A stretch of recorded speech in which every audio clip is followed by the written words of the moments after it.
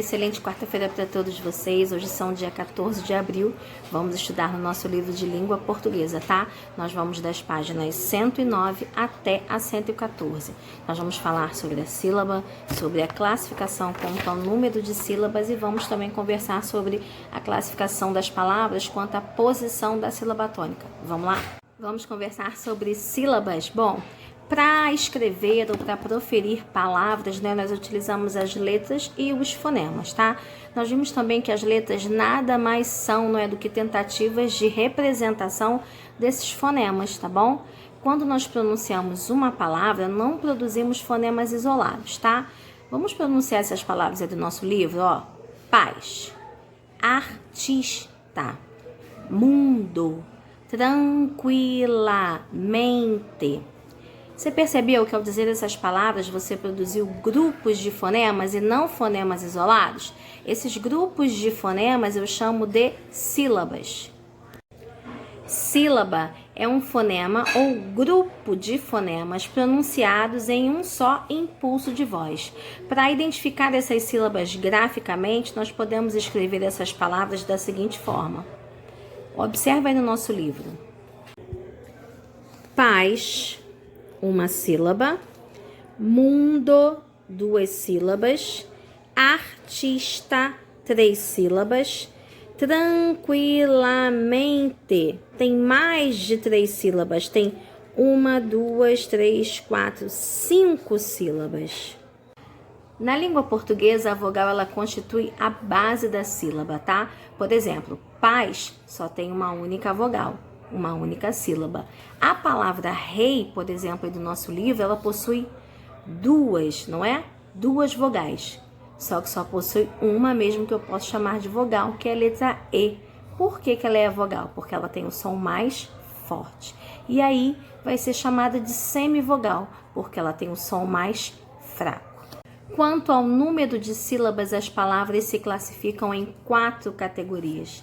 Monossílabas, dissílabas, trissílabas e polissílabas. Vamos relembrar? Você já estudou esse conteúdo, tá? Bom, monossílabas quando as palavras são formadas por apenas uma única sílaba. Vamos aos exemplos do nosso livro. Lá, mãe, zé, vez, lhe, tu, oi e ai. E as dissílabas? As dissílabas são aquelas que têm duas sílabas, tá? Beto, onde, jaca, dedo, verdes e nome, tá? E as trissílabas são aquelas formadas por 3 sílabas. Vamos aos exemplos? Alcance, alarme, estado, banana, lairane. E as polissílabas são formadas por mais de 3 sílabas, tá? Esperança, dissertação, estadista, normalmente. Lá em cima no nosso livro tem um Aprenda Mais. Olha que dica legal, né? Como só possuem uma sílaba, os monossílabos não são classificados quanto à posição da sílaba tônica. Na verdade, essas palavras se classificam apenas em átonas, quando a pronúncia é com menos intensidade, quando o som é mais fraco, no caso de me, a, o, c, d, etc. Ou tônicas, né, quando elas são pronunciadas com mais intensidade, mais força, no caso de chá, pé, pá, dor, luz e etc, tá bom? E quanto à classificação da posição da sílaba, né? Quanto à classificação da sílaba tônica, tá?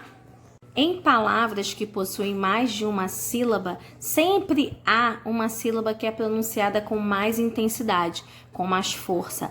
A essa sílaba eu chamo de sílaba tônica. Quanto à posição da sílaba tônica, eu classifico em oxítona, paroxítona e proparoxítona. Vamos lá? Bom, oxítona quando a última sílaba é a mais forte, tá? Exemplo, oração, Amapá, Aracaju, computador.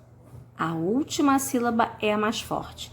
As paroxítonas são quando a penúltima sílaba é a mais forte.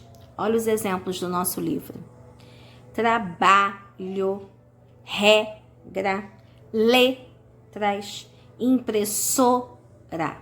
E as proparoxítonas, fácil, quando a antepenúltima sílaba é mais forte.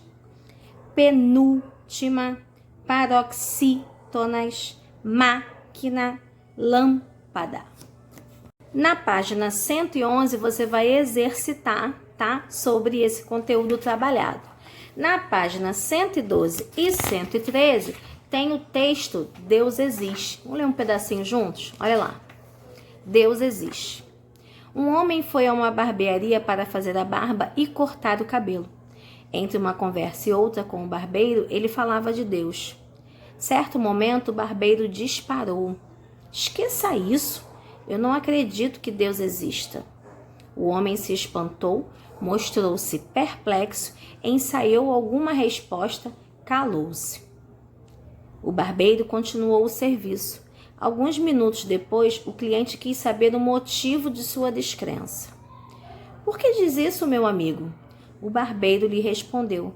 Há muita miséria no mundo, pessoas passando fome, crianças são abandonadas. Se Deus existisse mesmo, não haveria tanto sofrimento no mundo. Por que ele permite que tudo isso aconteça? Com essa resposta, o cliente ficou calado. Quando o barbeiro terminou o serviço, ele pagou e saiu.